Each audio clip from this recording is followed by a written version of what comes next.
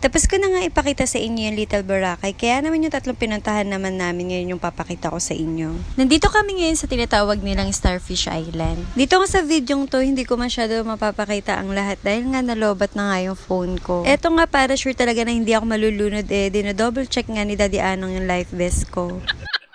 Para talaga walang malulunod.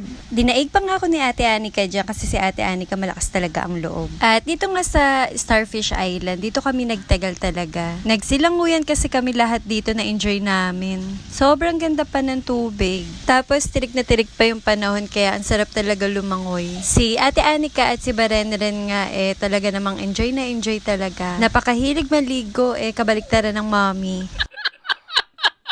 Mabuti na lang talaga dito sa Starfish Island ay may mga kuha ako ng video. Pasensya na po pala kayo sa voice record ko ngayon. Nagpiprito po kasi ako ngayon. Kailangan ko talaga maging multitasking kapag nga gusto ko yung ginagawa ko. At ito nga, nag-proceed naman kami sa next island. Ito naman yung tinatawag nilang Snorkeling Island. Kung saan napakaraming isda dito guys. Tapos napakaganda pa ng kulay ng tubig. Sa cottage nga namin ay may biglang sumulpot ngang isda. Nagulat talaga kami, bigla na lang sila nagsusulputan dito sa cottage namin. Nakakatuwa talaga sila na nagpapahuli sa amin. At ito na nga guys, dito sa island na to ay may makikita kayong shokoy. Hindi man ako naniniwala dati pero ngayon naniwala na nga ako. At ito nga, malayo pa lang nakita na nga namin siya. Ay, parang si Daddy Anong to.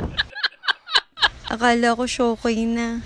Hindi, joke lang di. Alam mo na mapagbiro ang asawa mo. At ito nga, papakita ko sa inyo yung mga picture na nakuha ko kala ate. Talagang in-enjoy na lang talaga namin yung dagat. Akala ko talaga ito yung last na pupuntahan namin pero hindi pa pala. Kaya talaga pinush ko na lang talaga na mag-swimming na lang ako dito. Tapos ito na nga yung last namin na pinuntahan yung tinatawag nilang Sandbar Island. At ito, nandito na nga sa cottage namin yung